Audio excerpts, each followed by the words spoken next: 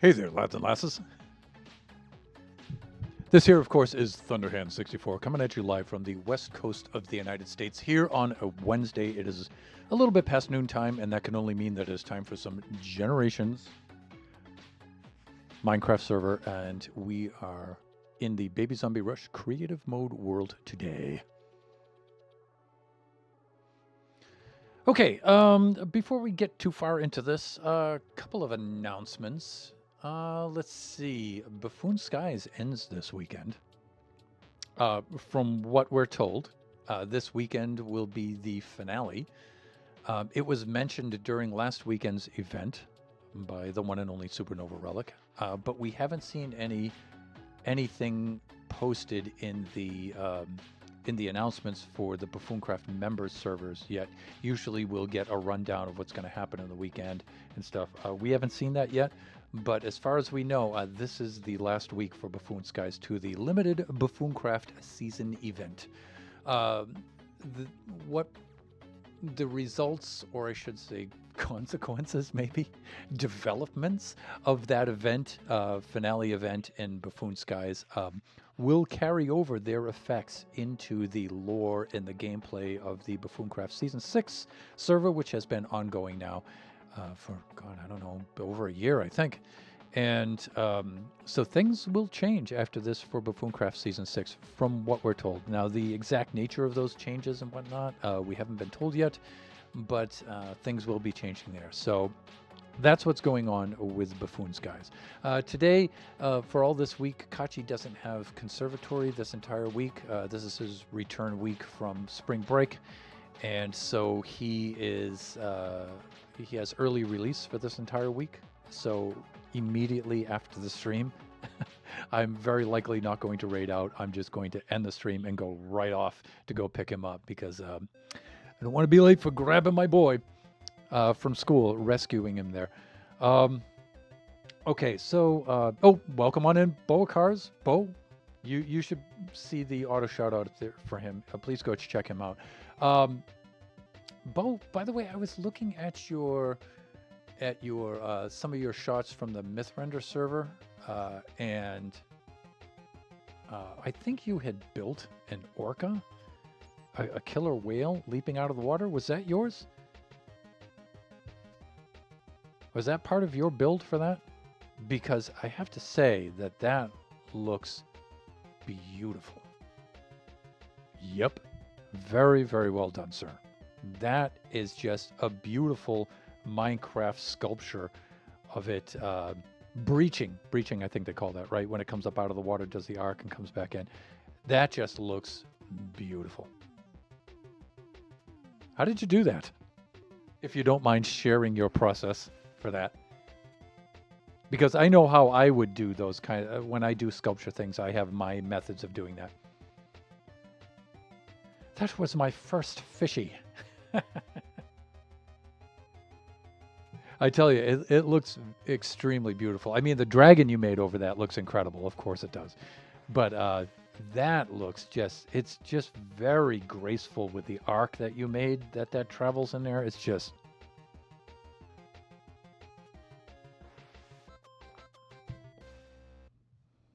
tis noteworthy. Lots of circles. Yeah. Okay, let's switch over to the display scene. So last week we were on the Generations 5 survival world, which I have to say, questing for the shards to get the decorated pots for that, I don't know, I really enjoyed that.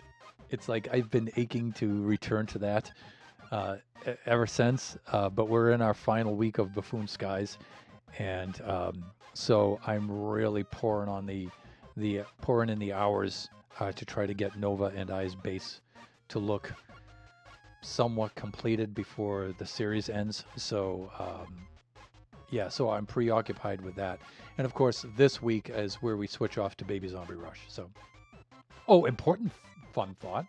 Do you know why we can't see the space vampires? Because telescopes use mirrors.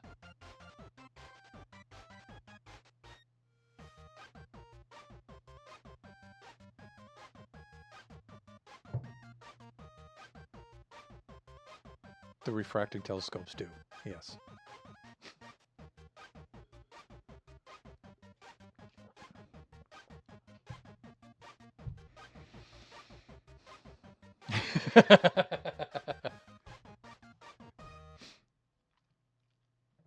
All right. The logic, if there is nothing, kind of, sort of, it's enough there, right? We have something cool to work on today. I mean, Baby Zombie Rush, we always have something cool. But I'm quite invested in what we're going to work on today. I always think of Baby Zombie Rush, even now that we have, less viewing and less participation, the backseating allowed tag is still up there. And I do still like to think of this as a collaboration, even though it's for the most part my idea. I still like to try to. I always invite ideas and incorporate them whenever I can. We were in Buffoon Skies, fellow Buffoon, Flying Villager, and myself, and we were talking about things like um, Redstone for Baby Zombie Rush and stuff. And we were getting some ideas, and we were talking about game development in Minecraft and using Redstone and commands and stuff, and especially when you're thinking of a game in not just in Minecraft, but just a game in general, and you have to consider human nature. Like, it's so hard to think of every way that a human being's going to react, right? If you've seen the last two attempts at the last event in Buffoon Skies, you'll know of what I'm speaking or the context there. But we did get on the subject of Baby Zombie Rush, and Flying Villager had the suggestion of we were talking about making scaled down tiny versions of mobs, where we both hit upon the idea, you know what, in Baby Zombie Rush, we need tiny, creepy, tiny looking little baby zombies, like scaled down to like half of what their gameplay scale is, right? That's crazy. Yes. So, but Flying Villager came up with the idea, of tiny baby zombies, and so we have a couple of baby zombie dispensers that we're working on, right? And here's the last one that we were working on, and I believe we completed it in the last stream. Baby zombie detrimental, and we had the other one over here. I believe I completed it. Well, no, because the red is still up here. Baby zombie dispenser. Okay, so we do need to complete this. So we have 3 of them that we were installing. And for the last one, I think I'm going to have it dispense the tiny baby zombies. I'm pretty sure I'm going to do that. In fact, I am going to do that. So I'm going to rename this.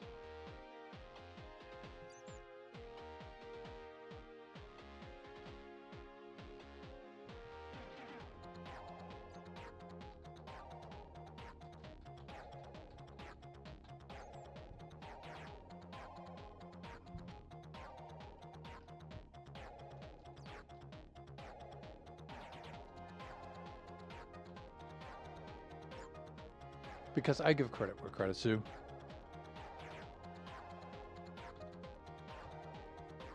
There we go. All right, so we're eventually going to be working on that. We need to finish up that baby zombie dispenser. And then we're going to start on that. If we're able to finish up this baby zombie dispenser early enough in the stream today, I think the first thing we're going to do is make a command block and work on spawning the tinier size baby zombies. I think you can do that in just creative mode using commands with the command block. I think there's a scale setting that you can set, like 0.5, and it'll give you the mob in half of its scaled down to half of its size. And so we'll spawn baby zombies and then see if we can get them down to half size. That will be the first big step. One of the other things that we were thinking of too is just to make it even creepier and simultaneously funnier at the same time.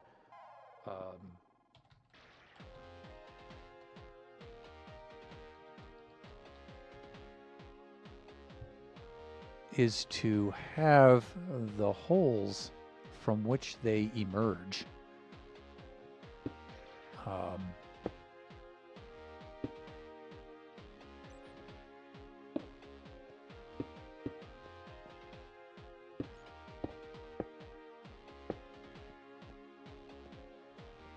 have them coming out of these smaller kinds of holes. So you can imagine the baby zombie is going to be small enough that it can come out of that hole. So we'll have some sort of alleyway or dead end or something like that that has the little holes in the walls.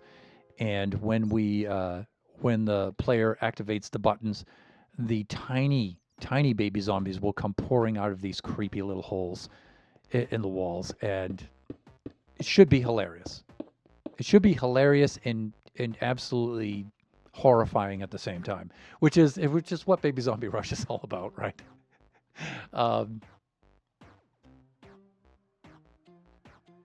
So that's the plan for the last of those, and then we'll move on to the other features in the maze. But the baby zombies, those mini baby zombies, might also have a limited lifespan. If I can set that limited lifespan up, so they expire after a certain amount of time, just in case they don't despawn for some reason, like they're a custom mob and they don't despawn. I think it'll be cool to have them despawn after a little bit, because that, you have that initial terror. One of the funniest things about it is their hitbox will be really small. So if the player still happens to have the shillelagh or something from the cudgel from the parkour dead end feature, they still happen to have that or whatnot.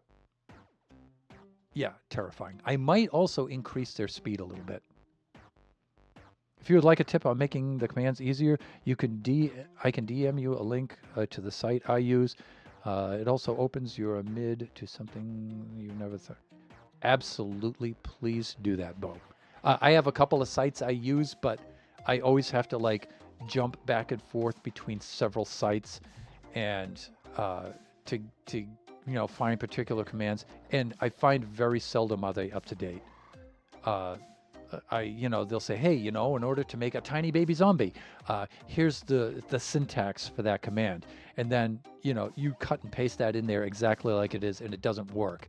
And then you fiddle around with it, and then you get it to work, and it's different from what was in there, which means it's outdated, right? So yeah, if you have a good source for that, or if any of the viewers do, really, you're always welcome to DM me that in Discord. Yeah, I'll always have a look at that. The more sources for that, the better. I have made a document that I keep on my Google Drive for my Thunderhand Google Drive, and I just keep all of the commands in there. And so I crack that open, and I keep them all in there. That way I know they work.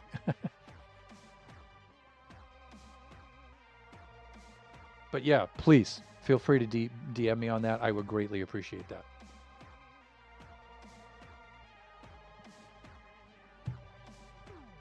So that's the idea.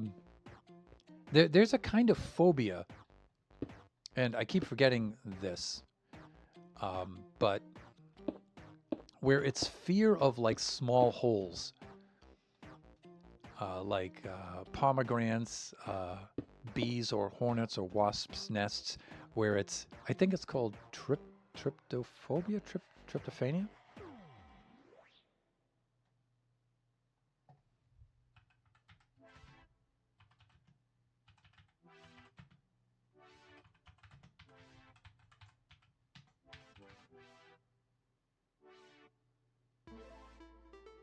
No, it's just trypophobia. Trypophobia. Yeah, and so this is my idea of activating that. Just having these little holes like this. Oh my God, that's horrible. Right, especially if it's dark and there's let me see.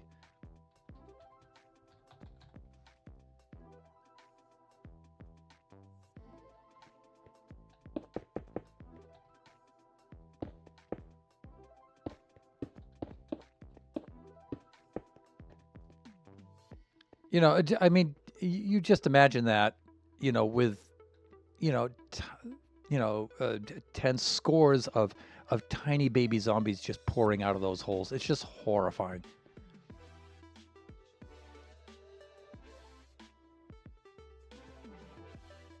Oh, really? He doesn't like the bamboo blocks, huh?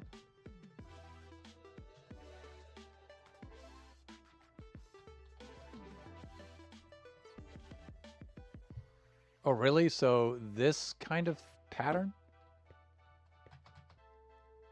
Yeah, that kind of looks like that, doesn't it? Ugh. So this is the kind of thing that we're going to use for that. This has some problems, though. The baby zombie is not going to have a peripheral view out of this. So if the player is here, for example, right, and there's another.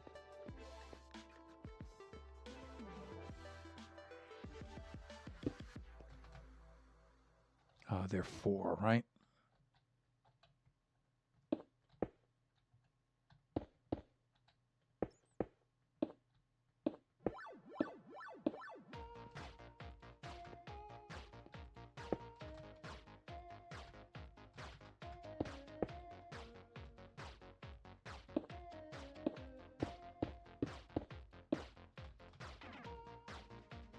I suppose I could just do this as a fill command, so I apologize for that.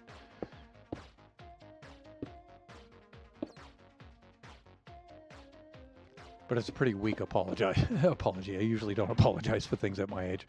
But so if the player is like coming down here, right, the baby zombies aren't going to see the player. So they're not inspired necessarily to come out of their holes. So we may have to do something like pistons or flowing water or something to push them out of the holes. Even if we can only get them to, you know, if we have slabs, for example.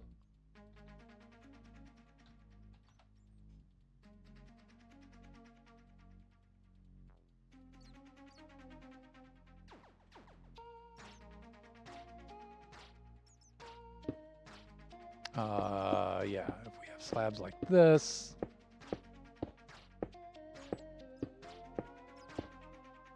But then you're going to wind up with something like, there's going to be kinds of inherent problems like this. Sent, it's just MC Stacker, do not, .net, but is such a great help. Absolutely. Thank you so much for that. Always appreciate that, Bo. But yeah, getting the baby zombies to come out of their holes is going to be challenging. I think it's going to be challenging. I think it's challenging because just nothing pops into my head immediately. So that's usually a bad sign. So getting them to come out of their holes. If they're not... now, sure, after I run past the hole, if they see me, they'll come out after me. But then they're behind me and you don't necessarily see them until, you know, I want them maybe about 3 blocks in advance, or maybe even 2 blocks in advance for them to start coming out of the holes. Would be really funny. Because the player, as they're running, right, can really only run at about this speed, or maybe if they're sprinting, right, they're like this. So they need to come out of their holes ahead of you so you can see them if you're the player, right? And so how to get them out of their holes, because they won't see the player, so they won't pursue, right?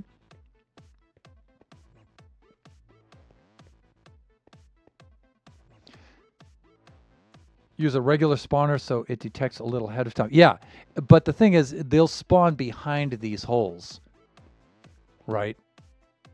Then increase the spawn rate. I think I could see what you mean, right? By just them spawning, they'll push each other out of the holes.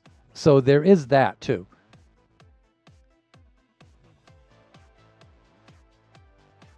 So yeah, so they'll push each other out of the holes. We can also add a little bit to that where you know, if you put some blue ice where they slide, so when they push each other, they slide. Of course, getting them to line up with the holes is also a challenge, right? So there is that. That would be hilarious, though. Making them all pop out of these little holes would be so funny. Oh my God, that would be so funny. I like this pattern, though, where we have one of the stairs like this and the other stair like that, so it offsets the holes. That we've got to keep. That's really, really good. See, that's a happy accident right there, people. That is a happy accident. Like this. And then...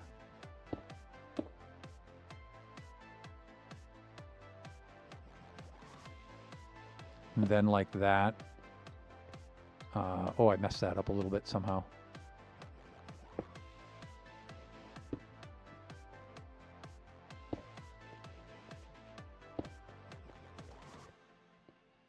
Yeah, now the whole thing's off.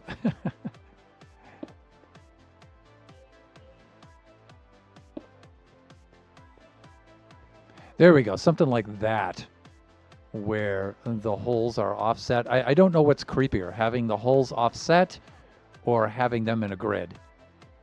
Because having them in a grid, like Bo was saying of his friend, gives... You know, when they're in a distinct pattern like that and it's quickly and easily recognizable, might be a little creepier, right? So having this, where they're all in a grid, might be creepier than having them offset, although I think they're about equally the same. I'll let you guys tell me. If they fit, they'll go through no problem. So there'll be some testing. So next Baby Zombie Rush, when we finish this and we start on this, a lot of it we'll have testing and stuff. I'm really looking forward to this stuff. It will, of course, slow down the completion of the game a lot, but that I'm not really concerned with. The whole idea is to do cool things and to learn Redstone and learn the mechanics of the game. That's the whole point. It's not necessarily to finish the game by a certain mark. The game is just a vehicle so we can do cool things. That's the way I look at it. So, yeah, this will be next. This is coming up. All right, let's see where we left off here. There's Jeppo. What's up, homie? Hey, Jeppo, long time no see. How you doing over there? How you doing? I'm doing okay. Just for fun, try some baby witches while you're testing. They are terrifying. Oh, oh my God. You know, Bo, even if I don't use those for Baby Zombie Rush, I got to use that somewhere because I can... You know what else is one that I've seen other creators use quite a bit is the tiny spiders. Oh my God. But are they cute? Oh, they're hilariously cute. They're that perfect mixture of adorable and terrifying. No spiders! Okay, Jippo.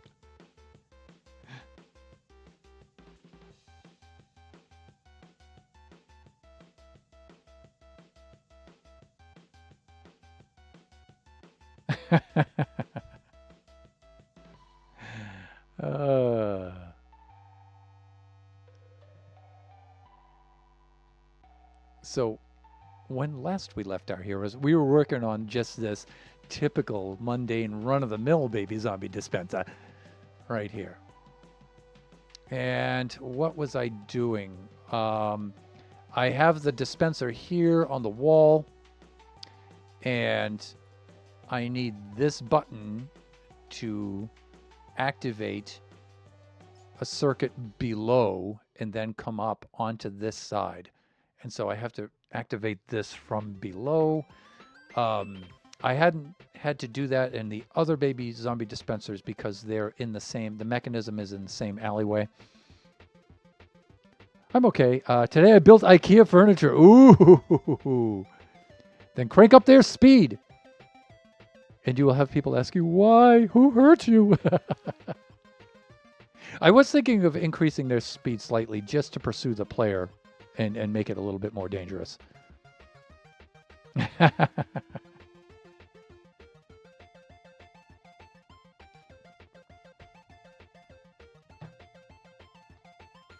All right, so I believe that I was working on my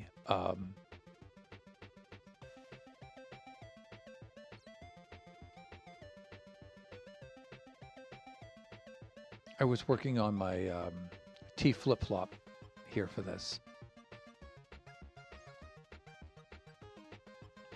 It's going to take my head a few minutes to realize how to do this again.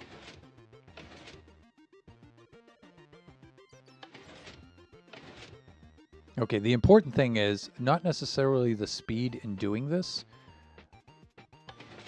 but replacing the block back to what it looked like before. That's the important thing.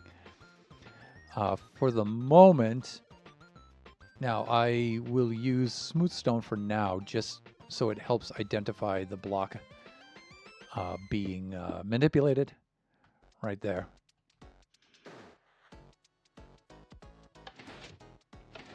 Now, it's been about 2 weeks since I've seen this last, so my brain is struggling right now to remember where I left off. Ludicrous speed! You get a bunch of builders together making dungeons, and you start to see their dark sides really fast. Oh, yeah.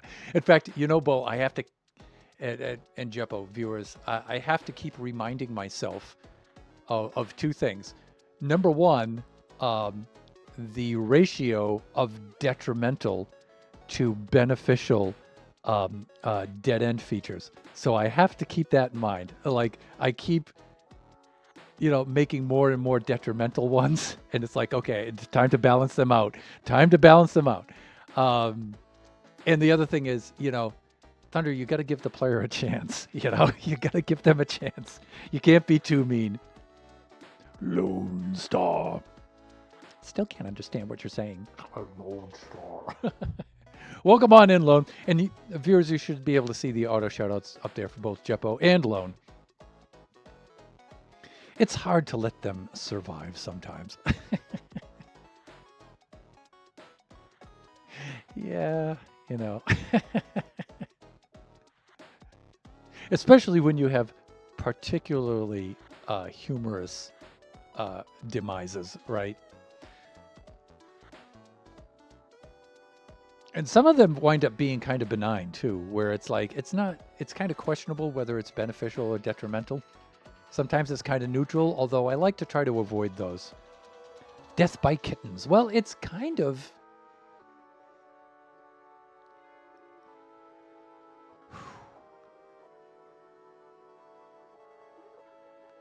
Death by kittens.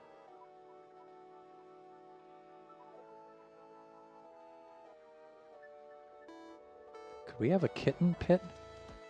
And can we assign their AI to make them aggressive?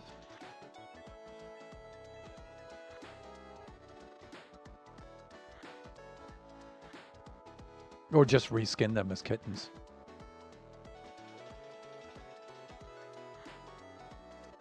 Yeah, Bo, okay. All right.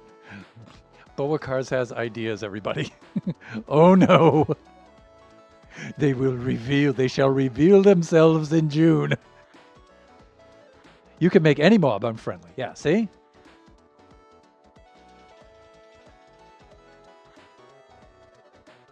Death by kittens. Tiny kittens, tiny witches. You know, we could have a kitten pit and a witch pit. Have the kittens be their familiars. You drop down into a pit. In fact, that's one of the things I'm going to have to do about this. This might be a fall trap. Because I can't think of a way to obscure this and then reveal it other than making a command block that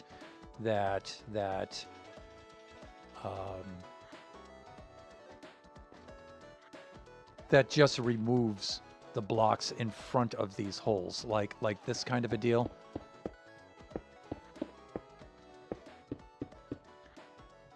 and then as the player comes, it trips off, it sets off the trap, player detection, and then it just removes those, and out comes the baby zombies. They pour on out, and then after the trap has been sprung, it kind of like we did with the parkour over here, where we have the barrier come up after the player goes through, and then we have the player barrier despawn after they leave. The only way I could really do that was with a block placement, a command block. So this may be the same thing. If I keep this in the maze itself, then I'll have to do something like that, because I don't want after each trap, I want the trap reset. So it makes it difficult to, yeah. So when the player comes up on this and they see this again, they're not like, oh yeah, this is this trap, and make a different decision or whatnot. Yeah, the player's disorientation needs to have the trap reset so it's disguised once more. So they'll set it off the next time they go through.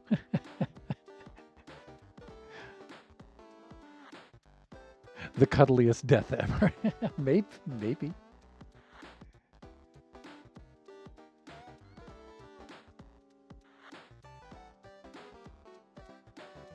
I do like those kinds of traps, though.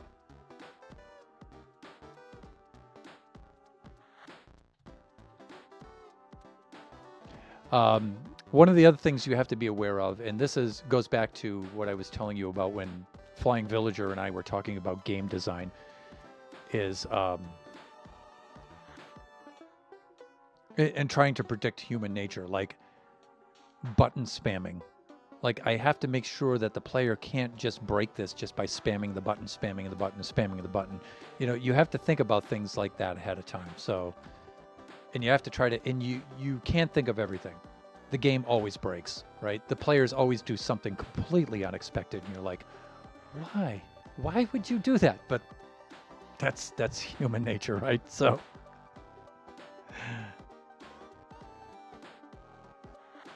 no details, but that got me thinking sheep.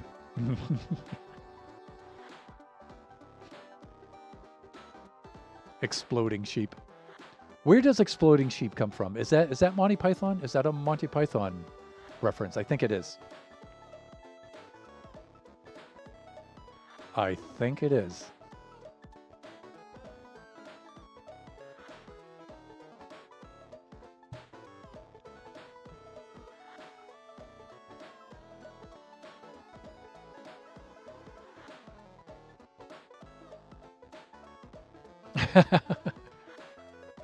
Albino black sheep.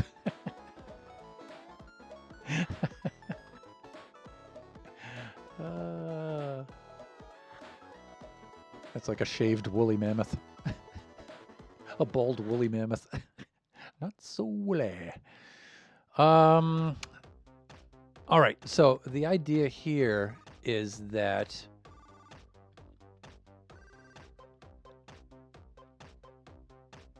now see, here's the deal with this. You get a double pulse, right?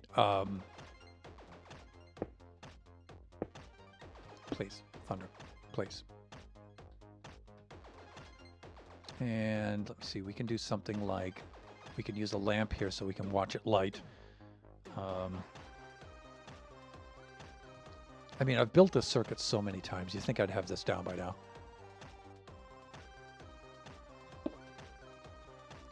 See, part of the problem with this is you get a double pulse like that. That's okay up here because I can't see disguising that. The block has to be placed back so you get a double pulse, but you do got to think about that. Now, and we have to think about this if we want this thing to work every time the player comes down this dead end, or do we want this to be a one-shot thing? Like, suppose they come through here, they have no idea what this is because this is disguised, right? They hit this, this opens up, the baby zombies come out, they run away and stuff. Suppose they survive that, right? And they're running through the rest of the maze here, and they come across this again. do we want this to activate each time? Because if that's the case, then we need a timer with a reset on it. If it's not the case and we want it to be a one-shot deal, then we have to make a deactivation part of the circuit. So when they hit it, it activates once. But if they come back through here again, they hit it again, nothing happens.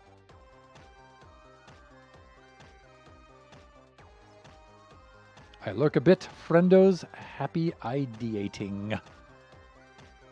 Thank you so much for the lurk, Jeppo. Always appreciate it.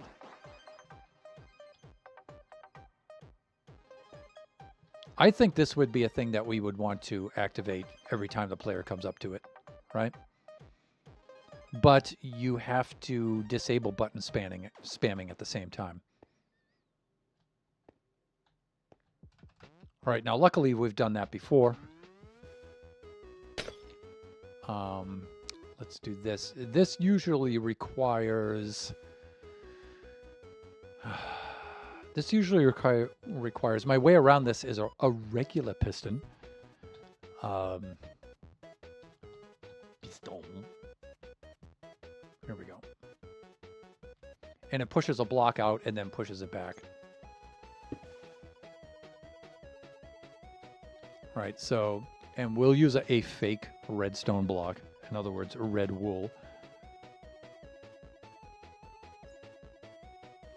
While we're working things out, right? And so you get that kind of a thing. You know what I'm saying? There.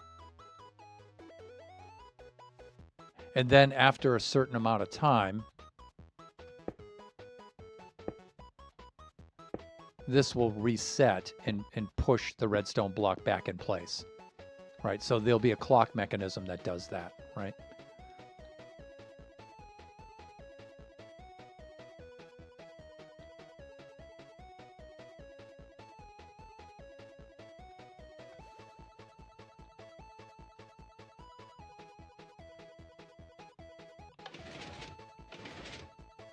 And then a clock will count down, right? So then if the player's spamming the button, you can see this part of the piston will still work, but that won't do anything, right? So that's part of my way of dealing with that.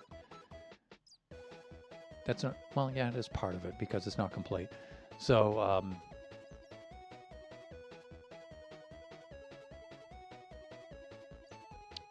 all right, so we can do that. So we need a clock set up to this that will count down. We've done a similar clock over here that seemed to work pretty good.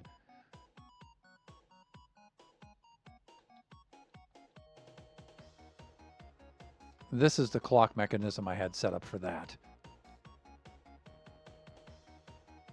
It's kind of similar.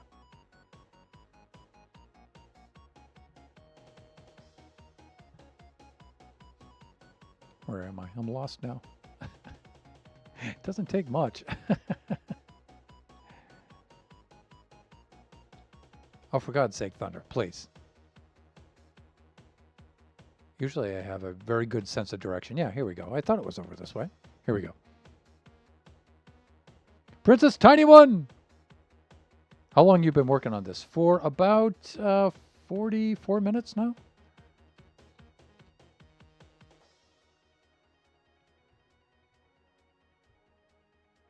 Welcome on in, Princess Tiny One. How are you today?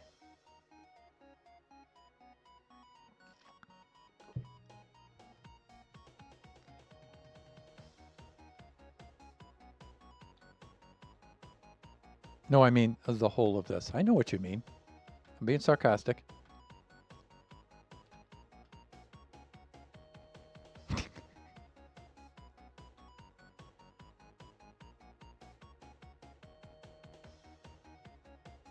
Continuously, I've been working on this for years. Collectively, though, it only adds up. It's still less. It's still only like, collectively, it's like, if you were doing an 8-hour day, collectively, it would only be like 2 months, I think. Because you consider, you know, I only work on this once a week. I only have Generations once a week, and I only do Baby Zombie Rush every other week. So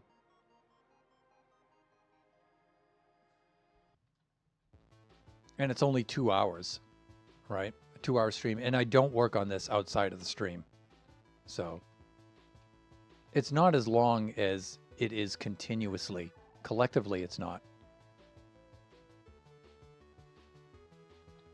But I do get quite a bit of criticism for that. But, you know, I'm 62. I don't care. Let me see. If we do this, we pass our redstone block over here. Now we got to figure out a way to activate the circuit. If that's the case, I'm thinking a redstone block needs to make this activate downward. And let me see. I don't believe a redstone block can do what I'm about to do with it. Dust.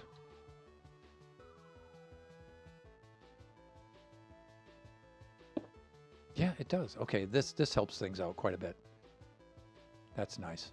Yeah, because this will power the air underneath it. This piece of redstone is technically inside this block. So that works out well. I could put it beside, too, and keep things a little bit closer up here. But it's going to have to... Well, I don't know. I think we'll have the room because of the door mechanism. I think we'll have the room to do that. But it doesn't matter. We have plenty of space down here. Which side of this do I want this to be on? I think I just want to make a straight shot right across here because I'm going to need some room here to step this up. And in fact, before I lay this out even further, I should get the door mechanism into place.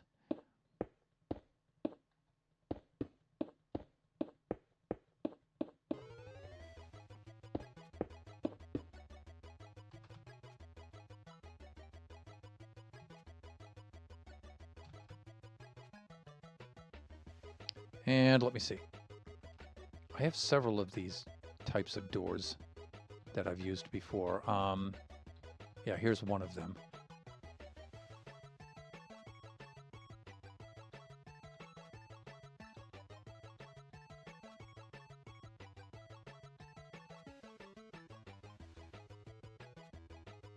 Right.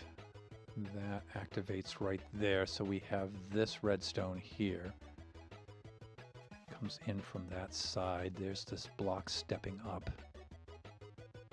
That goes that way, that goes that way. Those reach over. Yeah, okay.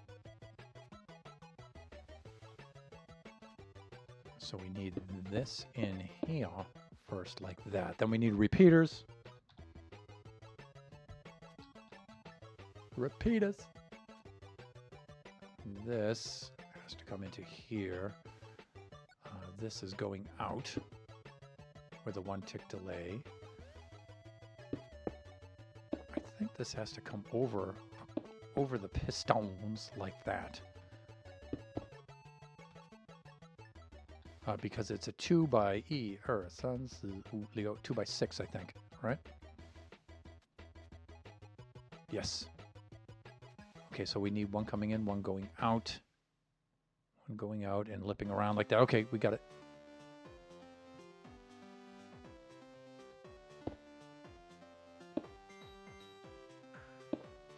Tick delay, that runs those pistons. All right, this I don't think has any delay on it. No, it doesn't.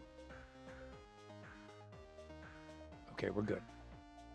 And we do need an inverter, but not quite yet. But we do need power coming up to it from here. And if that's the case... Yeah, let's get a target block. I could use a target block there, or I could just bring it up like that. Oh, I see, says the blind man.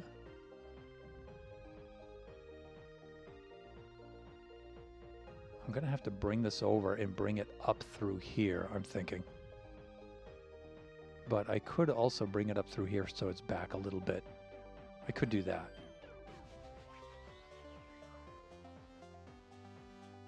I could flip these around. Because it does have a timer. It does need to operate on a timer.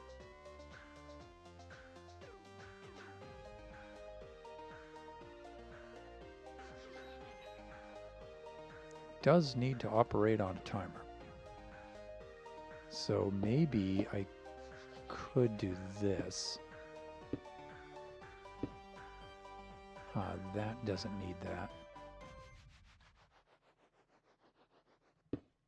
Whereas this feeds in and that feeds out. This still might work. And then I need some glass because we need some insulation. So it doesn't also activate the piston at the same time. All right. That glass might not be necessary though.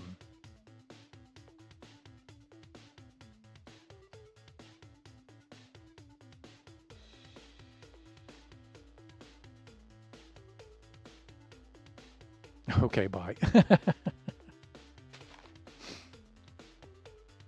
But this will be okay, especially if I run this into this one.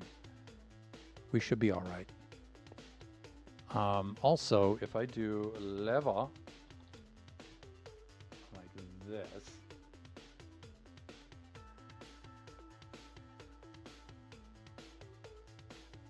let me take a look at what I have there.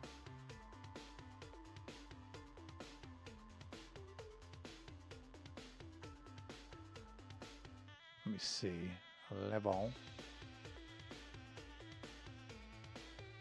Come on, just let me grab it, please, hands.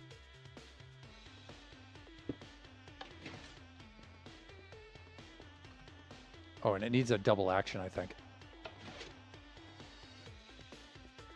Oh, we didn't grab that block down there. Okay, something's wrong there.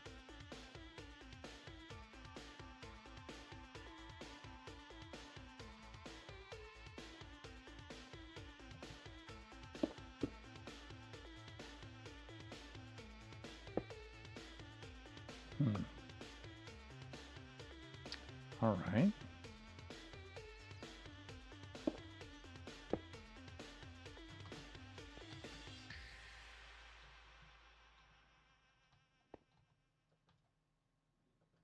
All right, let's set it the way we had it before, where that one goes there. This one comes in like this. This is going out.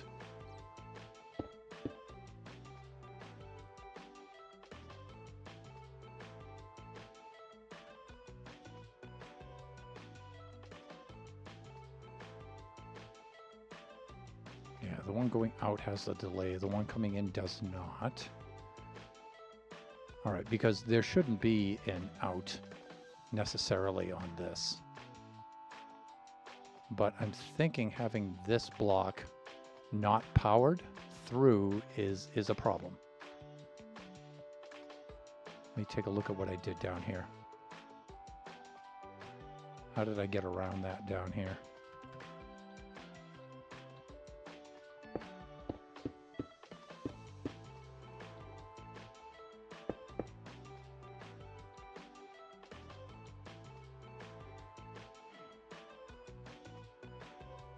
I think this powers that. I should be good.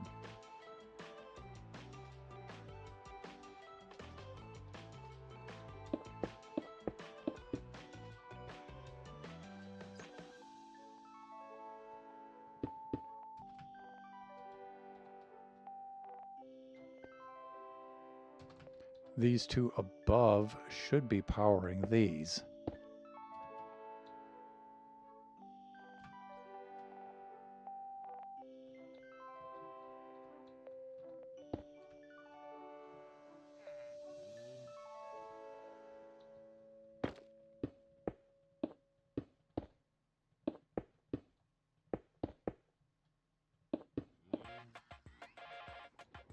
Nah, looks like we're good. This powers this, and this powers this. We should be good. Yeah, like this should not be affecting these. I think I'm good here. And we need a button like this. And we will hit the button right there. Okay, it seems to work. Let's see. No, it doesn't.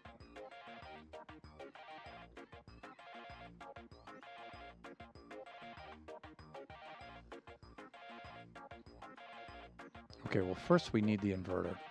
Let's get the door working first. Once more, I have to relearn how to do something I've already done hundreds of times before.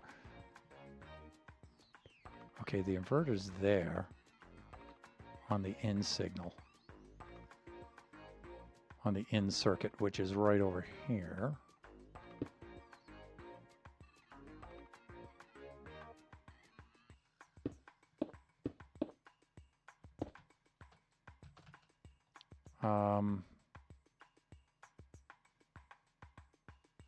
That should be good.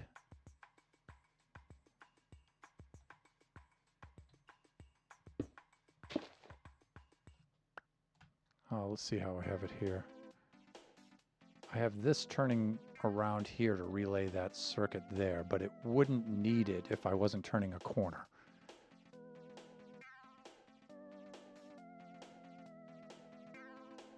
Right? So it wouldn't need it. This would just be straight through, so I could have the inverter there. Got it.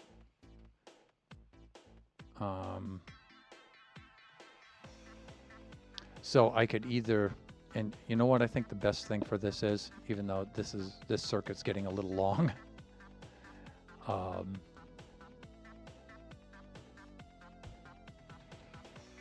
Nope. There's no J in torch.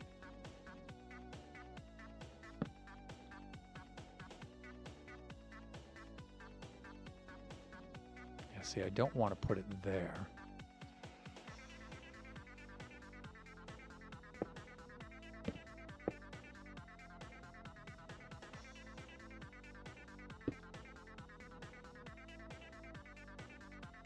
I might get away with putting it here.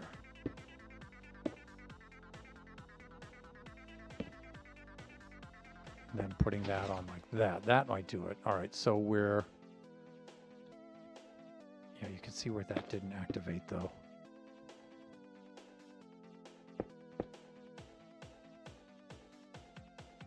Is it because of that? I think so.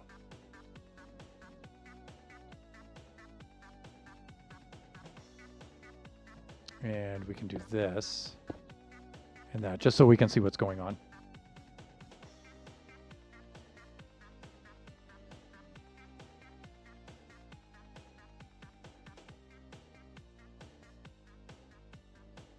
Okay, let's get that out of there.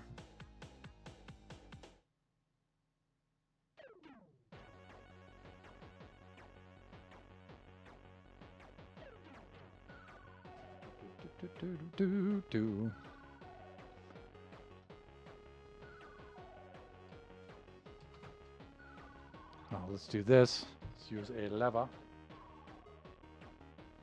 A lever right there. So I can then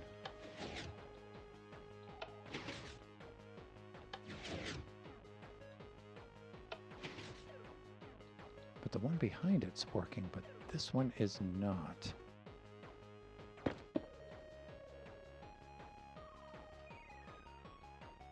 This one has that in place.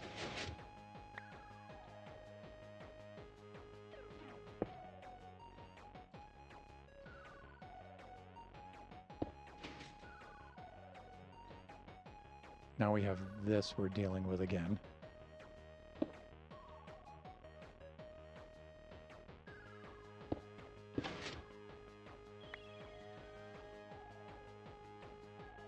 This is not getting the power.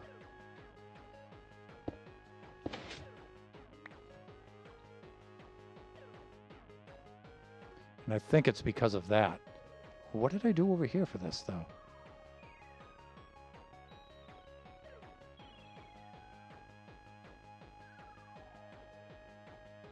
That's weird.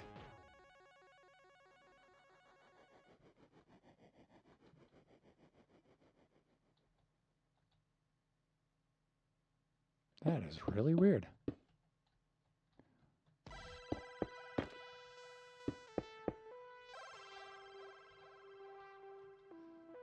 I mean, I do have blocks right there.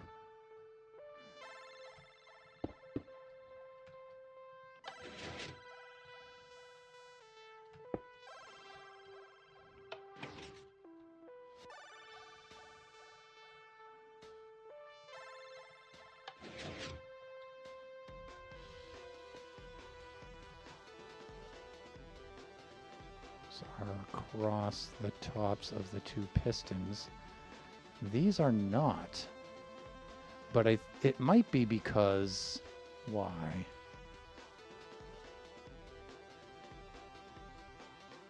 Could this be providing power for that? I think it is.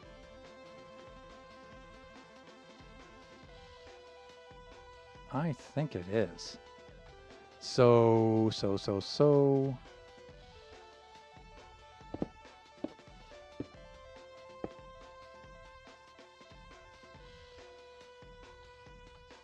Let's get rid of that for the moment.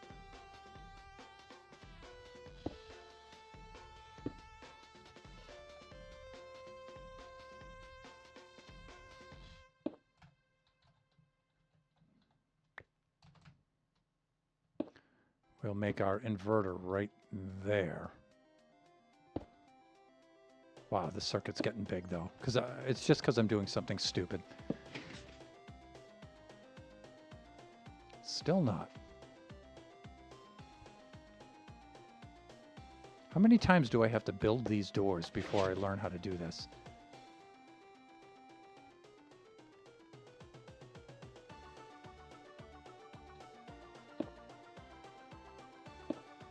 One tick delay.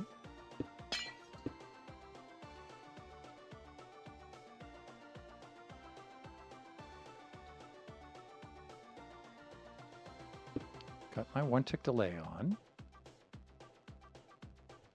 Wow, we're getting spammed with the...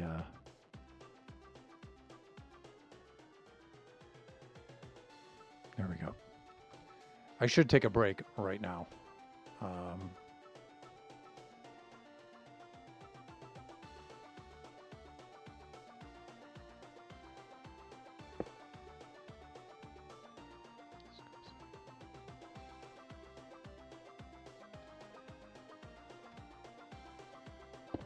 Is it that?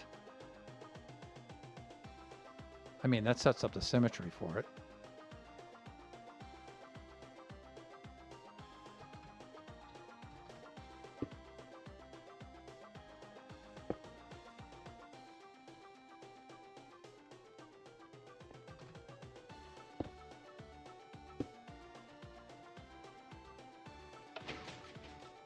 There it is. Oh, now these aren't pulling.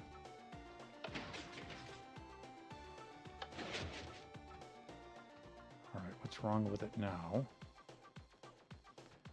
Normally the power source is here.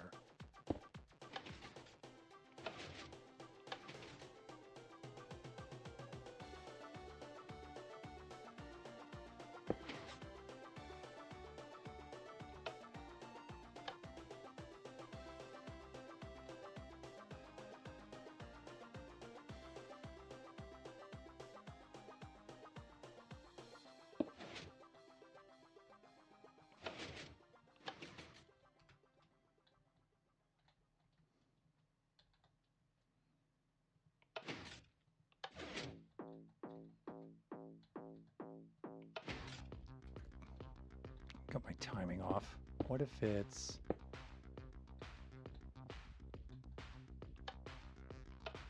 Nope.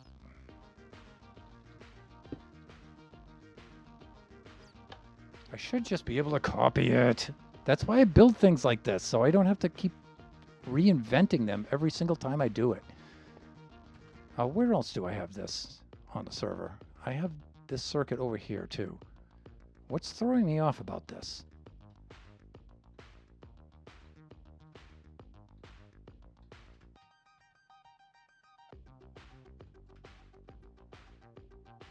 I've built this door so many times.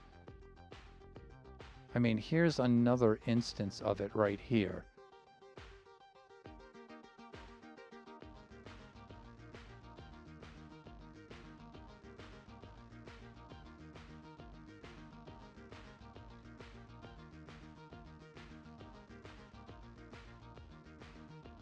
That's so simple. I think I should understand how this thing works.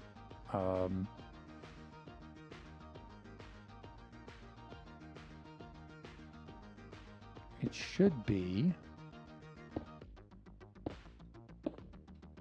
That should do it, and then there should be a power source like right there.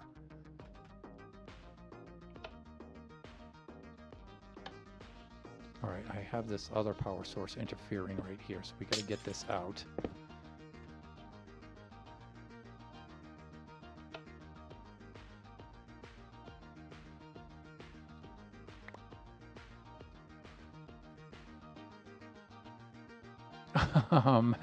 Hello?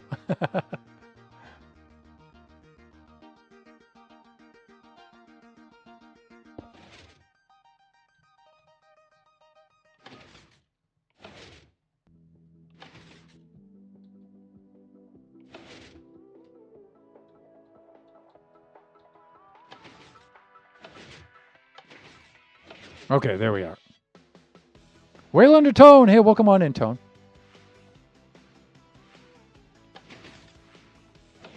All right, this is the deal of having the repeater set up in the right spot. This could also be moved over here and moved off that way too. I don't think we need these.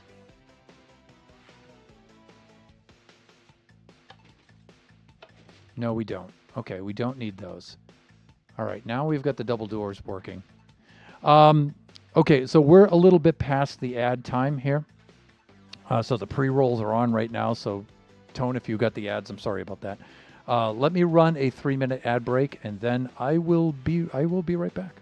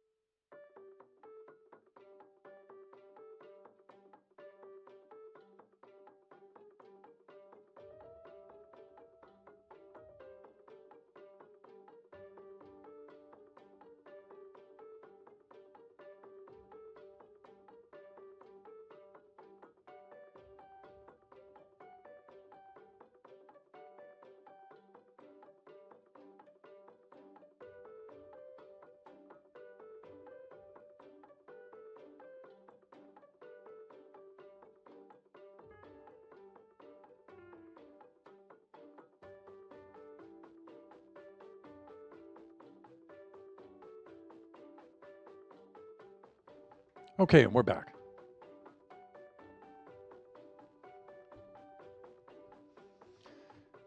I tell you, I disappoint myself greatly when I have to reinvent the wheel. I have this door opening mechanism easily 3 other places in the server. And it should be a copy paste, and it never is. And it's not that hard. It really isn't. You can see where the signal comes in here.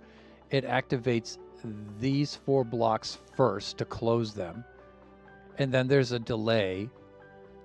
And then it activates these blocks to pull them out of the way. So you can see the action. Right?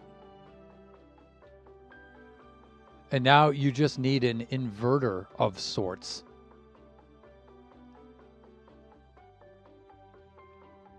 Right, so it's always on in the closed position, right? So now when you're coming in on the side of this, instead of from the front, right, you have to bring this path over to here. All right, so this block doesn't necessarily have to be powered, but this one does. And I think that's what the problem is. These have to be powered first, and then those. So when we're bringing the power in from the side, it's like we have to bring it above this. Then this has to activate these 2 pistons down below. It can activate this one, but not this one. That's what this does. So it'll come over here, it'll activate this one, and then this one. That activates these 2 pistons. These 2 pistons also activate. The signal goes through and gets the 2 below. But this one isn't getting powered when I remove that. So we have to make a step down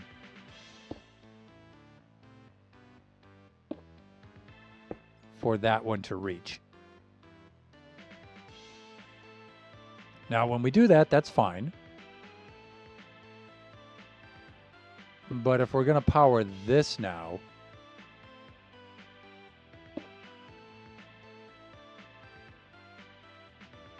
okay, I got it. And the way I was using the target block was over here. I was using the target block to carry this over this. And hopefully without activating that below.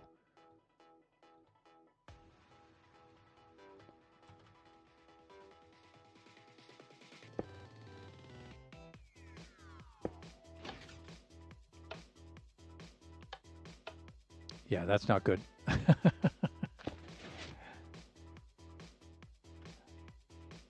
All right, so I think I've dropped this down even lower. So I went and did something like, and I think I might have done something like that, actually. That's probably what I did. I probably did something like that.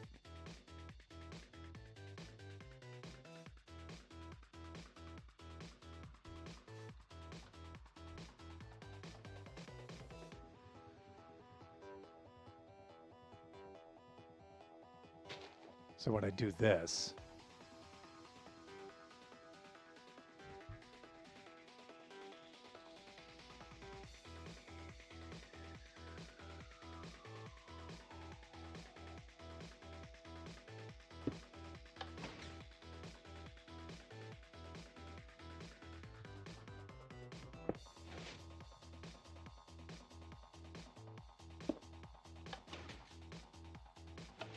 yeah, that's what I did.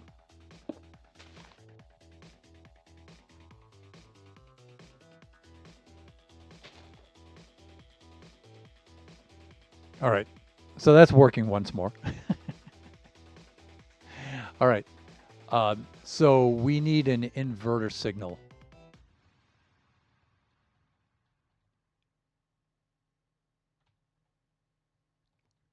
come in here from somewhere.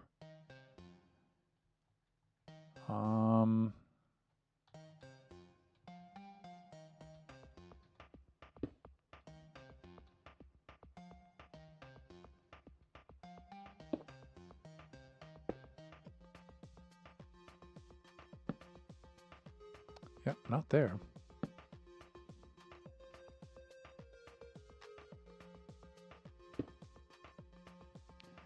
It can't be there, so it doesn't carry through. I'm also trying not to make this circuit that much longer.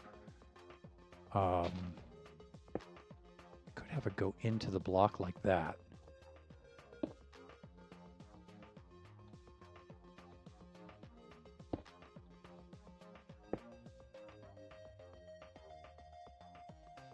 See, I need this repeater here to separate this return circuit from that feed circuit. So that's why I have that set up.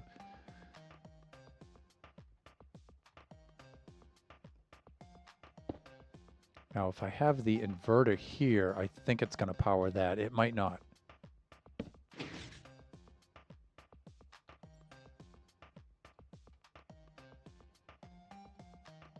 If I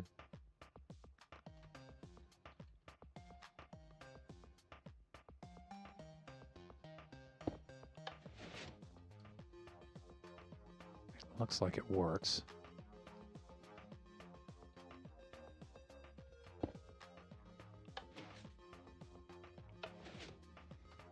Okay, I think we're good. All right, now here we can bring the power up from below. This is pretty good. We might be aligned with that, close enough to do that.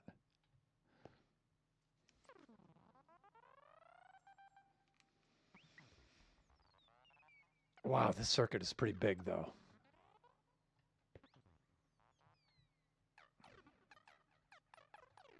See, I can't move that block forward because then this will power that down there as well as powering the feed, so I can't have that.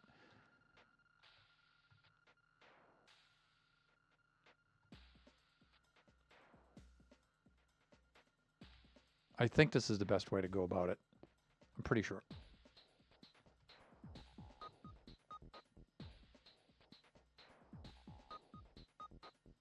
Now, if I do that, nope, that doesn't work. All right. Because I do need an inverter block.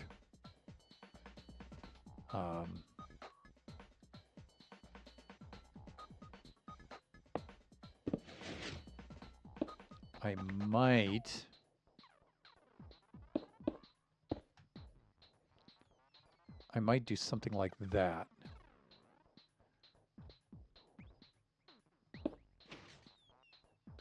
That could work.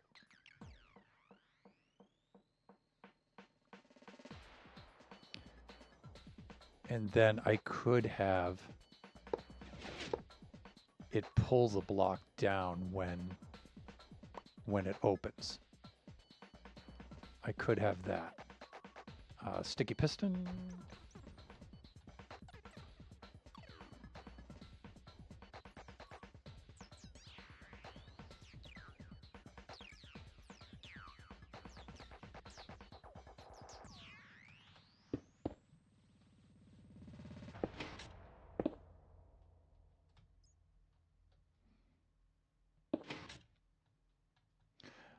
But pistons can't push up.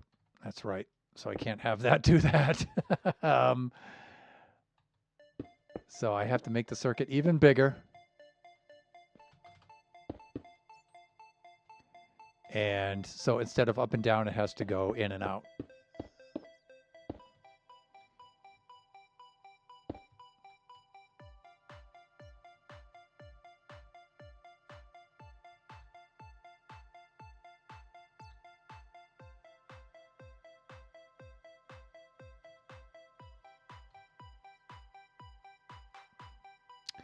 So let me see, if I did this kind of a thing, am I going to need a T flip-flop for this?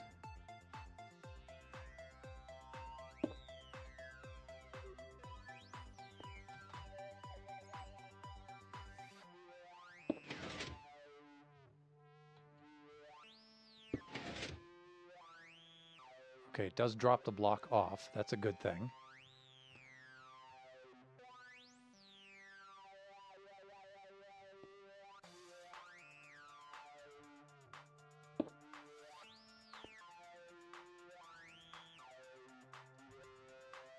Can't go up and down. That's right, it can't.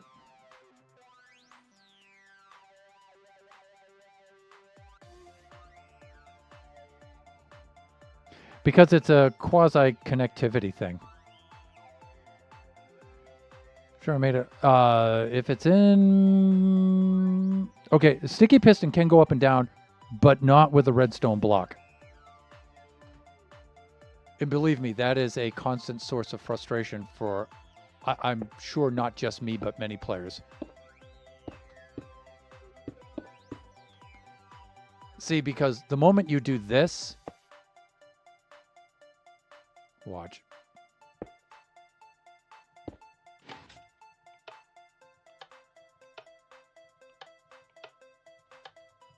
See how it won't retract? It'll push it up, but it won't retract it back down. Because this redstone block is quasi-connectively powering the piston, so you can't unpower the piston now.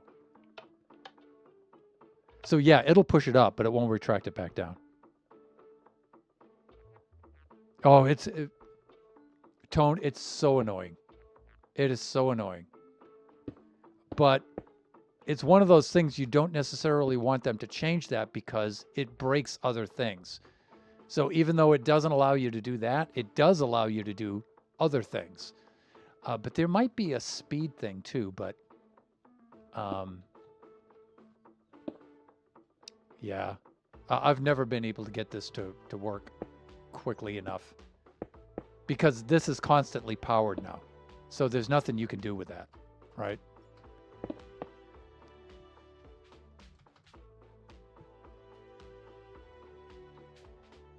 So in that situation, you have to have the signal come up, but the piston has to work across in a horizontal way. Stop using... Oh, you really sound like you know what you're doing when you use a word like quasi-connectivity. Wow, I'm getting really spammed by the solicitors today.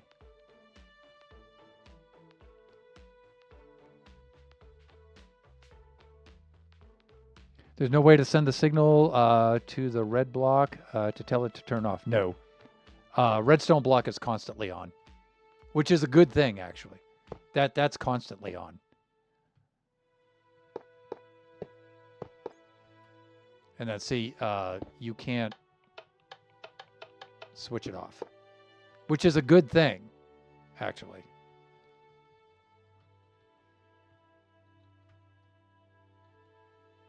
Because when this moves into place, I need this to be constantly on when that happens.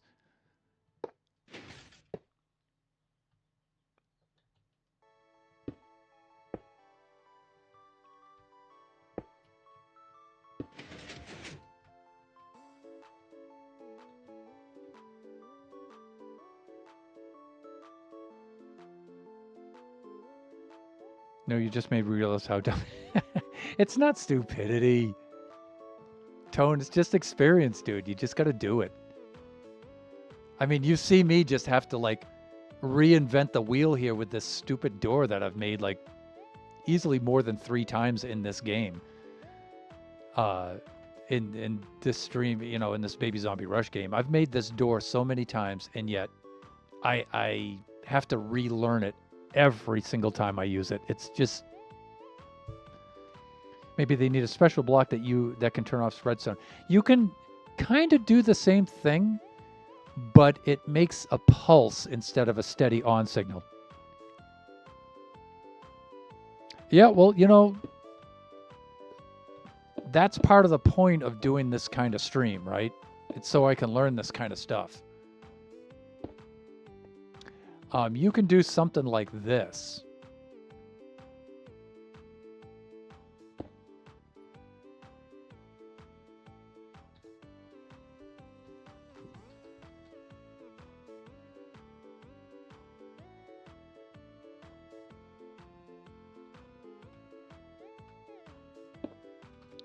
And then do, let me see, lamp. Come on, Bubba.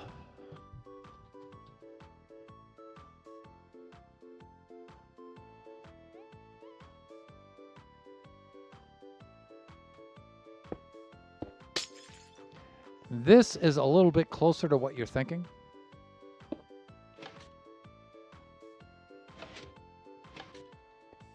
So you can see it has that kind of an effect. You can push an observer, but it only really gives you a pulse, right? And I can't use that here because I need it to stay steadily on. Right? So, but if you just need a pulse, you can get away with pushing an observer. Right? That's a good thing. That's pretty handy, actually. But you can see if I pushed an observer, it would send a pulse through this. But I don't need a pulse. I need it to stay steadily on. That's why we have the redstone block. So I have a book on redstone. Yeah, the books and the websites and the videos are good for reference, but there's no substitution like for learning, like trial and error.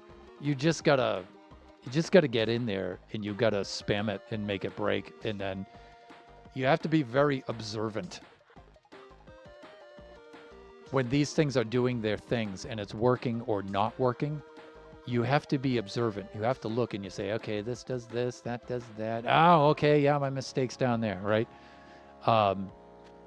You know, when this happens, this moves this over here. Oh, I get it. It's doing this, you know.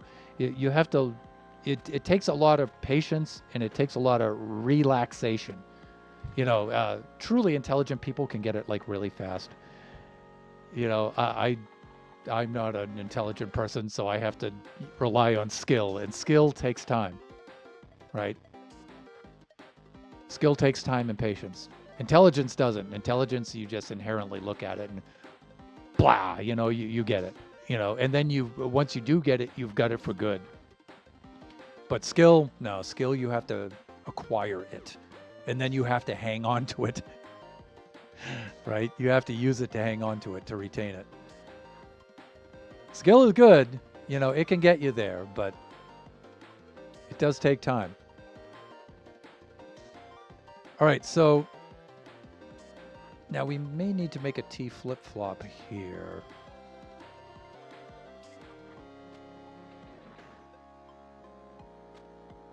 This has to drop this block off. So the next thing we have to do is bring the signal over to here.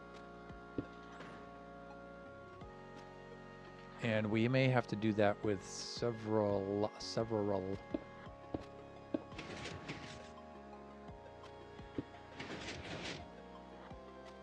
observers. We'll have to use the Supernova Relic observer chain. I mean, he didn't invent it, but this is these long observer chains. That's usually a sign of his kind of redstone. He likes using those.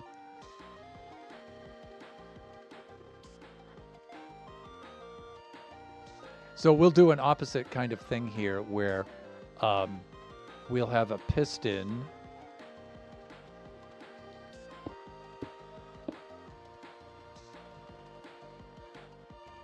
pushing this block up and then down.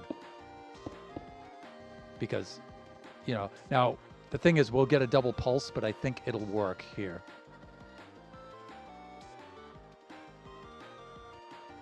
So we'll have to get these out of the way. It looks like our circuit will come over from here. So we may go sideways with this. But we have to always think about this. We have to look at what's over here when we do this. The features of the maze. Like, I could bring this straight over, but then it'll be under all of this redstone and it might cause problems, right?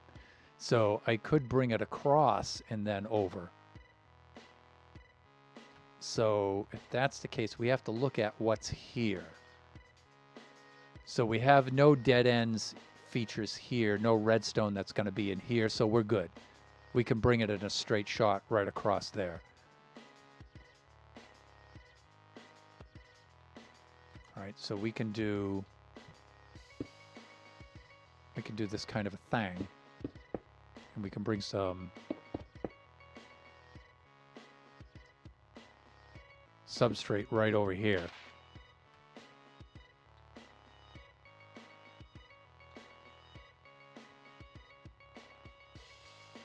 Like this. And then the idea is when this is activated and that's dropped off, this powers this.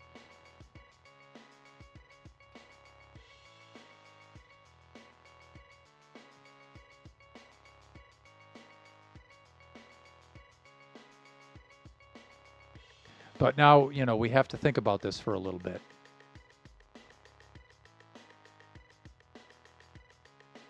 Like, where do we want the anti-spamming to take place? I have it over here for right now, but it's probably going to have to be here. In fact, it's probably going to have to be up in here. This is where the anti-spamming is going to have to take place, I'm thinking. And that's a bit of a problem.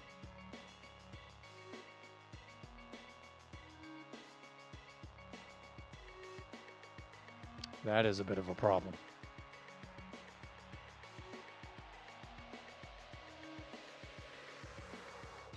Because we don't really have room for that here. So the idea here is to have just regular pistons pushing the block back and forth like that.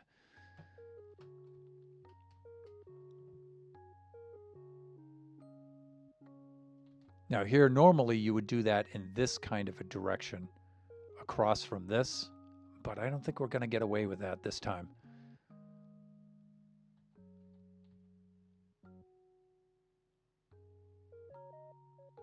So that means turning this 90 degrees, probably. So this picks up the signal beside this. Yeah, that's what that's going to have to be.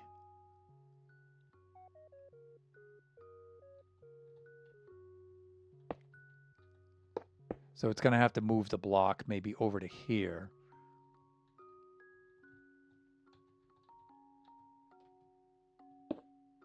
And we could do something like that. But then we need to push the block back afterwards. That's going to be a problem. See, this stuff is not easy, man.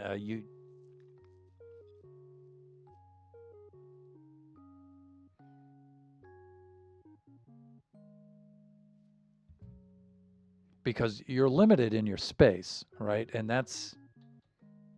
Now, the cool thing is we do have this back alleyway here that I haven't been utilizing yet. Because the game is here and the player doesn't see what's happening here. And the reason why I have this all the way around is for redstone. So I could open this up and use this back here and give myself some more room. But I usually like to challenge myself and come up with something that fits in the space. Because part of the, redstone is making it compact.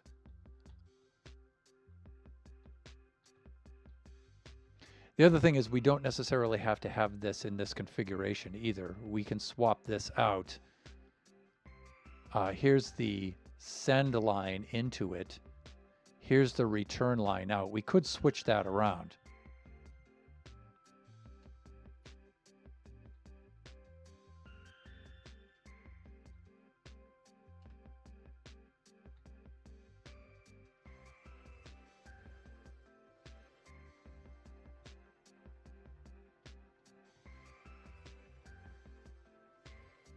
Because we do have to think also about the send line powering the clock too. That's also going to happen.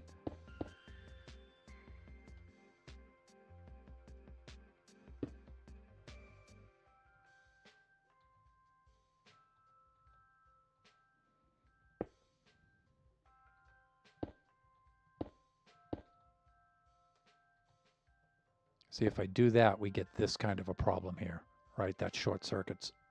That's not a good thing. That's why we have to have like some sort of intermediate block in between there to prevent that from happening. And we can do something like that. And that should be okay. And you can test it quickly just by doing something like that and make sure none of that redstone lights up. So we're good there. So if we run a circuit into this, we should be fine.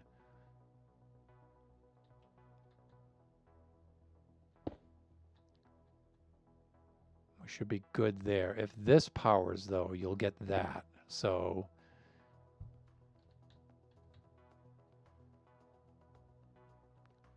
space is a pretty limiting factor in a lot of this. See, if I try to run a redstone circuit across the top of this, see how you get that connecting now? Not a cool thing. It's all wrong. Start again. Welcome on in, villager. So I don't know if you were here for the first part of the stream.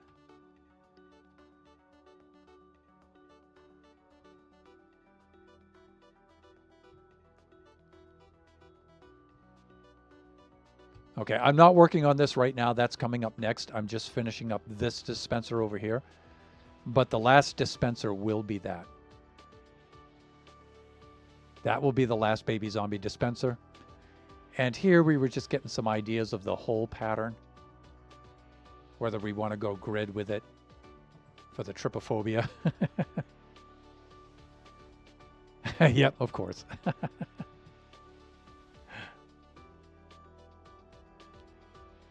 But right now, I'm just finishing up this one. This one's just a regular death machine. It's not the tiny baby zombies. This one's just a regular one.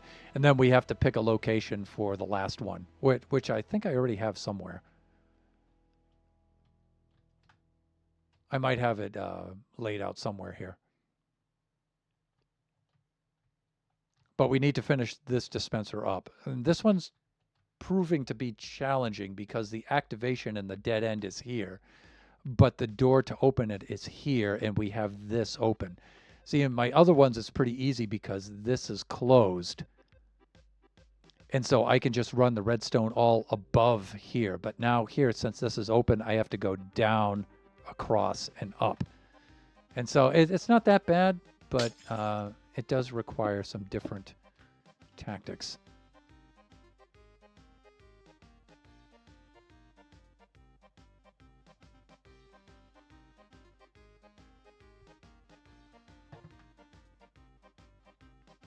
And I'm not of the clearest state of mind today, actually. I have two things that are like really cycling and blocking my creativity. And one of them's I got to pick up Kachi early. So it's like, don't forget Kachi, don't forget Kachi, don't, you know, that's going. And then Buffoon Skies ends this weekend. And it's like I'm in panic mode in Buffoon Skies to try to get the base to a point where it's finished, right? Enough to finish out the season. So those two things are like major distraction this week.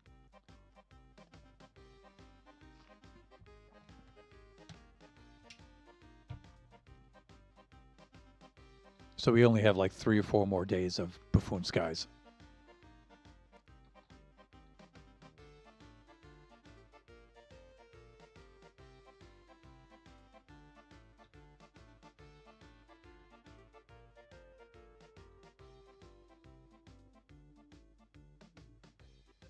Are you trying to power the block with a repeater running out of it?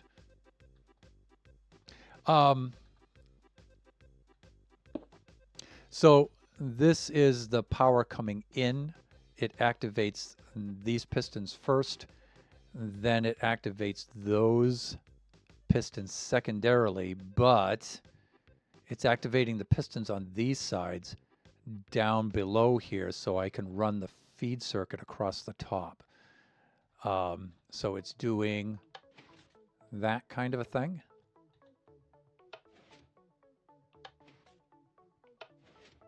Right?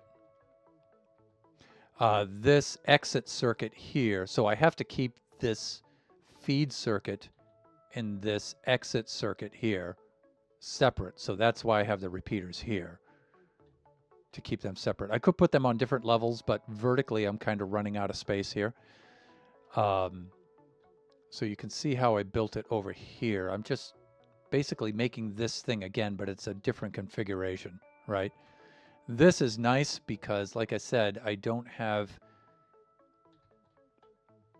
See, I have this wall blocking it, so if I hit this here, all the redstone can stay up here, and then it opens this up and the baby zombies come out. But here I don't have that. Here I have the maze open on that side, so I have to go down, under, and then up. And so, yeah, I have to have the power come up from below. Otherwise, it's the same. It's identical.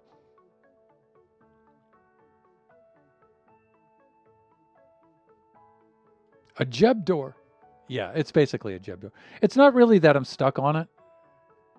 It's just trying to figure out the best way to do it.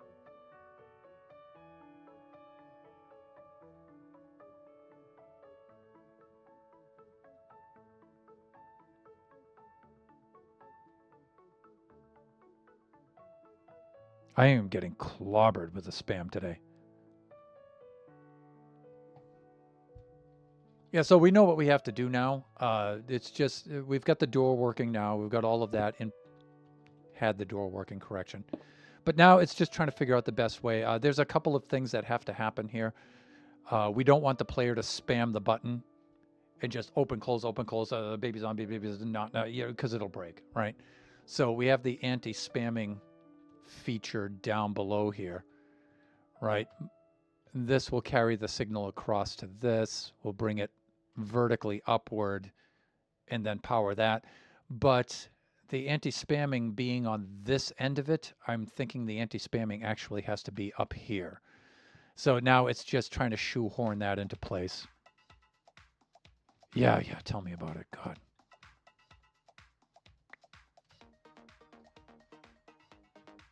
So it's just a matter of just trying to figure out the best way to lay it out. How to do it is okay. Yeah, we're good with that. And now it's just trying to shoehorn it all into this space, right? With this, like I said, if this wall were closed, I would just directly run it straight across like I did it. And that's easy to do. That's super easy.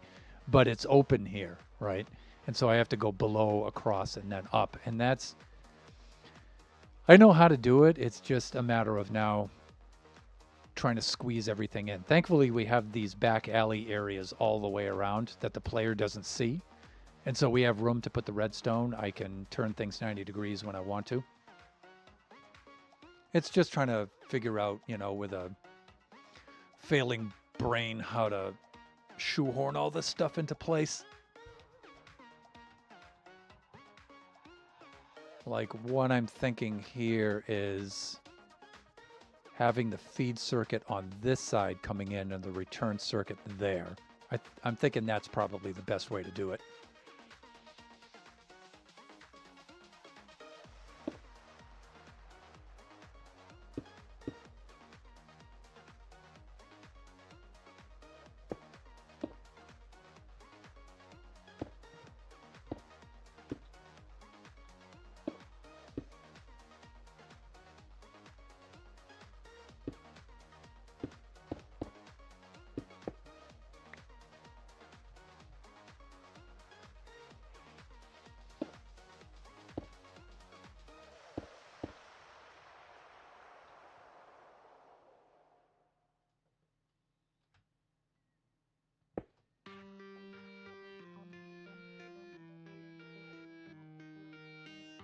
Right.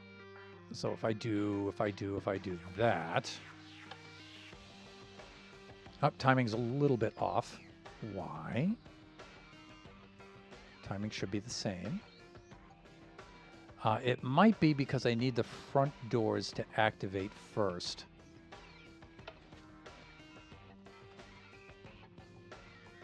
So if we remove the... Yeah, it might be because I need the...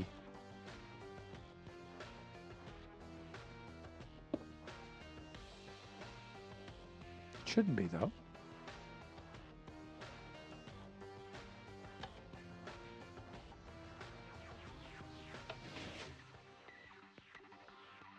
It should be good.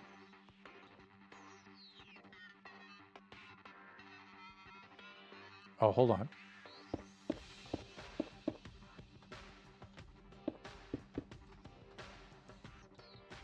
We're not getting power to this block because of that. How did I step that down over here? Yeah, I did that kind of a thing. It does take up a little bit more room, but because I needed this like this. The other thing I could do is I could use a target block there, but a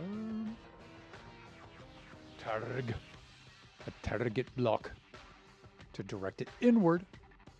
These things are cool. I mean, in survival, they're really expensive. But it's nice how they direct redstone in.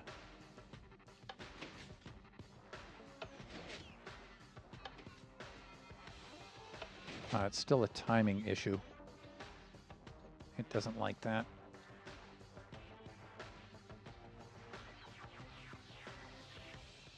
It should be pretty symmetrical, though, because I have it running that way over here. Well, maybe not. Yeah, the Jeb doors are a little finicky.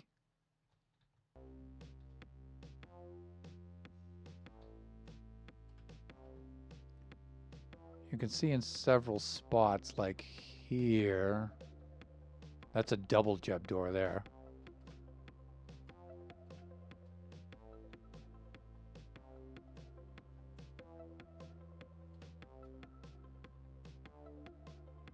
I mean, it's a little bit limiting, but it's not bad.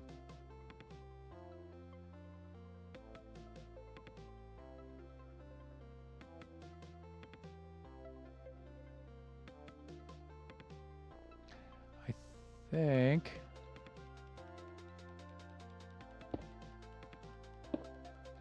Yeah, because they have to be... It's these two in the front actually get powered first.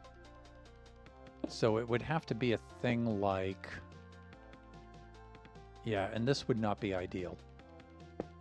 This would just take up more space. You would have to have... You could do it, but... It would have to be something like that. But then you would activate the return circuit a little bit too late. It would be annoying. It just takes up less space in the direction that it does.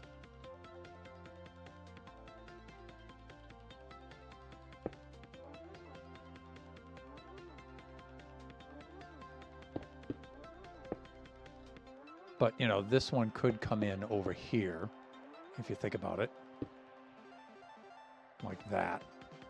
And because we have this whole unseen area right here.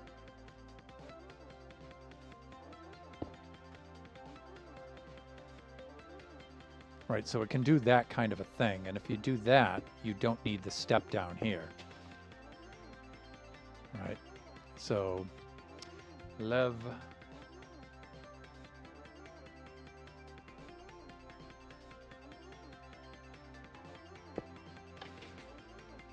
Right, and then if I can reach it.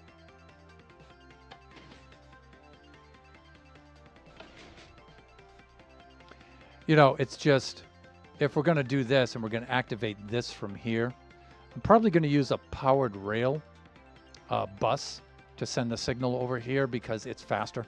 So, well, if this helps, we have a week after the last event. Oh, that helps a lot. Thank you. All right.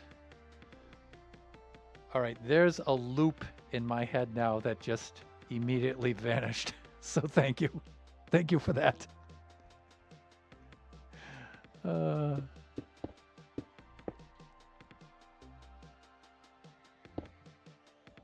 Okay, so what we can do is we can run a powered rail bus over. And the cool thing about powered rail is it's instantaneous.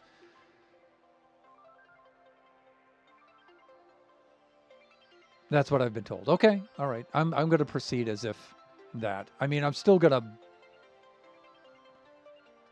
power through this week and get as much as I can done. But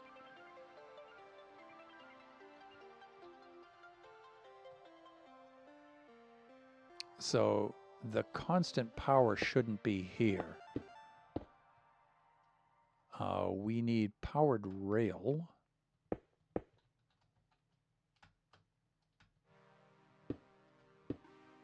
And I love the powered rail technique. So nice. So nice.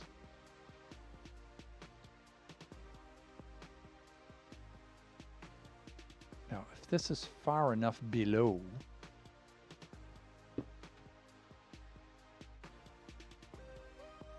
now the cool thing about having this here too is that we can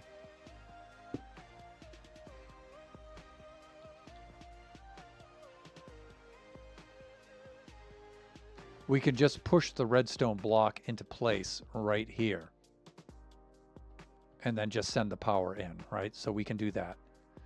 And, oh, this is nice. We can get our anti-spamming. We can do our anti-spamming right here.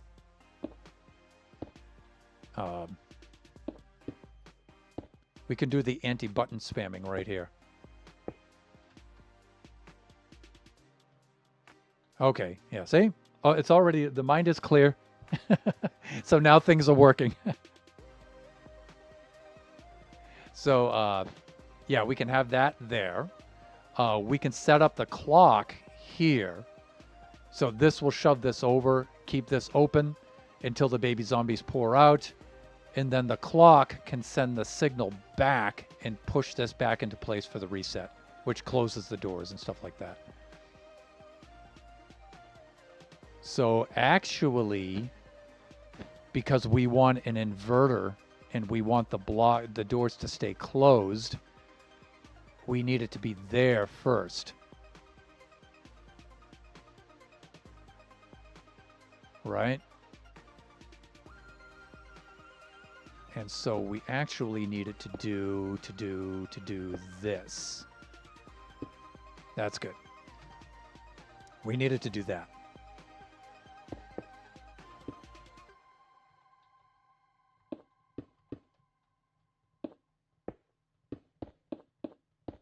We'll close this up after.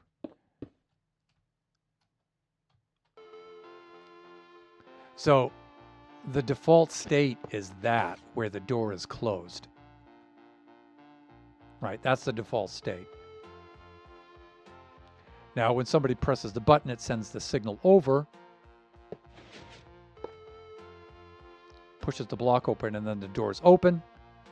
And then the clock here will send the signal through and close the door after the baby zombies come out. Nice.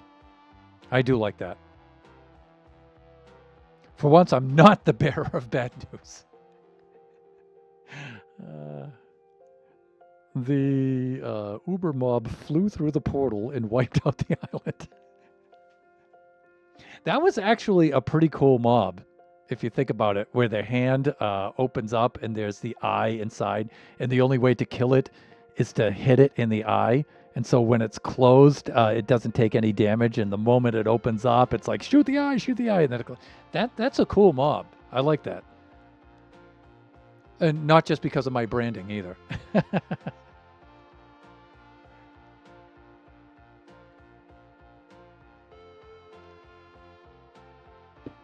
All right, let's open this up beneath like this.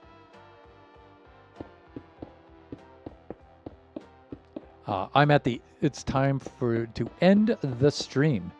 Yeah, I've got to leave immediately. I got to go pick up Kachi.